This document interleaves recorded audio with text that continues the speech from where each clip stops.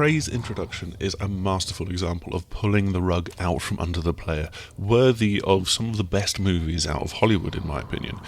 It's almost humorous in retrospect, the way that it lures you into one way of thinking before suddenly shifting gears and dropping you into a now almost desolate Talos 1 space station. All you have for company at this point are two rival voices over a communicator and the mysterious and deadly Typhon aliens that now roam freely across the station. You'd be forgiven for getting a fitting sense of deja vu from this setup, aping Bioshock's form in a lot of ways. January acts as a guide through this and a confidant from your pre-amnesia self, while Alex, who is Morgan Yu's older brother, plays the kind of misguided villain at this point.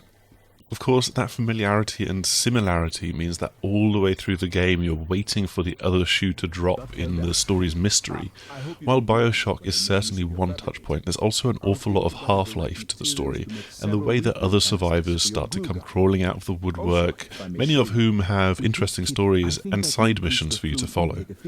The Typhon come in all manner of terrifying shapes and sizes. The mimics have easily become the most recognisable, if that makes sense, because they can shapeshift into basically any object in the game. And even like 8 hours in, their flighty attacks and their mimicry of inanimate objects means that the game has more than a few jump scares, some of which can even just come seconds apart as you're just like, no, okay, that one was a mimic, surely this object can't be a mimic as well. Followed by frantic flailing with a wrench or wild gunfire depending on what you have in your hand. More overtly ominous are the phantoms, who take on this tall, shadowy humanoid form and are capable of shadow-stepping much closer to you in a blink of an eye, unleashing elemental attacks and possibly even surrounding themselves in an aura that makes getting into shotgun range dangerous in its own right. The Typhon only grow and become even more intimidating from there, with invisible enemies that will propel you up into the sky, big floating blobs of the Typhon's shadowy sinew with telepathic or neuromancy skills, and worse. The station's own infrastructure and defences can also be turned against you. Almost regardless of the situation, you very rarely feel on a level footing with the enemy in combat, and if they catch a glimpse of you, they will generally come to investigate you, forcing you to back off and hide from their seemingly implacable advances. The way that the phantoms follow you just fills me with dread almost every single time. Rarely can you come away from a fight scot-free, and they always take a toll on your resources. That said, you do gradually become a fearsome force to deal with yourself. There's only a handful of different guns, with the more exotic glue gun and Q-beam sat alongside a pistol and a shotgun.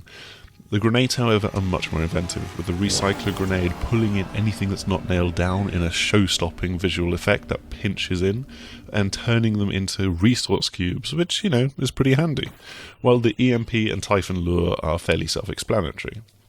However, there's much more to your character than this. Augmenting your abilities are neuromods, and again there's these parallels to Bioshock as they're injected into Morgan's brain through his or her eyes, rewriting the memories to add new capabilities. Initially, it's human abilities, so it's an aptitude for hacking, repairing, lifting heavy things. Somehow that goes through the brain, I'm not sure how. But then scanning Typhon aliens opens up new possibilities to take on, for example, the shape-shifting of the mimics, the kinetic blasts of the phantoms, telekinesis, and so much more. Those abilities, however, are entirely optional, and you can actually complete the game without using a single Typhon ability. All of this makes Talos 1 a fantastic playground to explore. Almost every problem that you come up against seems to have multiple solutions, whether it's scouring the world for a post-it note with a passcode on it so that you can open the door, or turning into a stapler to slide underneath it. You can also take the stairs, turn on the grav lift, or use the glue gun to create little globs of glue as impromptu platforms up an elevator shaft. If your mind works that way, there's such potential to explore not just the world, but the game mechanics as well. You're actively encouraged in this regard in a number of ways by the environmental design itself, and so you'll see globs of glue on walls and it's just like, come on, use the glue gun to do this. But you're also more overtly pushed to delve into the station by side quests. So much of daily life has been preserved in the kind of panic of the Typhon outbreak, and there's quests that take you through someone's final days, uncovering smuggling rings, whistleblower efforts, and even more poignant moments of love and loss. The surviving crew can also come to add to this, depending on if you manage to keep them alive or not in some cases, and your comms can become increasingly busy if you manage to help people out on your journey. Playing on PlayStation 4 Pro, there is a degree of input lag that disrupts the first few hours playing the game. The full release has this to a lesser extent than the demo of the opening hour, but it still muddies the controls, leaving you feeling just that bit detached and giving the game an overly floaty and imprecise feeling, even if you can get used to it. Presumably it will be something that Arkane can fix in short order, but then there's also the lengthy area load times, a few other hiccups with the CryEngine, loading in textures, or the sometimes unappealing human character models, and the odd mystery glitch that I couldn't quite manage to attribute to a poltergeist Typhon. The game's general art style does help it to transcend some of these problems, and Talos 1 is a fascinatingly decadent place to explore, both inside and out. The spacewalks in particular are very well implemented.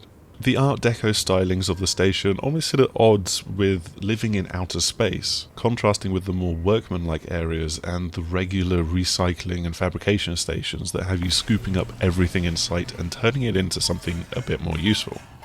A much more fundamental problem with the game is the AI of some of the Typhon that can undercut their latent threat. The Nightmare, which is this huge, towering, and awesomely powerful creature, is stymied by dim-wittedness, and is more than happy to just sit and stare at a wall or a tree instead of actively patrolling or hunting for you. In fact, I can't think of an instance where it doesn't appear in the game and it's not just stood stock still staring at something, and that just makes it so easy to try and avoid it. It's just so disappointing that what is initially utterly terrifying can be undercut by simply sitting on the other side of a door and waiting for it to go away after a few minutes, or defeating it by popping out every few seconds and landing an attack. I'd have loved to see much more dynamism in how the Nightmare works in particular. In fact, with the initially wide and varied seeming number of approaches to the combat, I gradually came to feel quite pigeonholed in my approach. I always wanted to use turrets, for example, which could have led to fantastic instances of luring enemies into a trap until they're gunned down in a hail of bullets.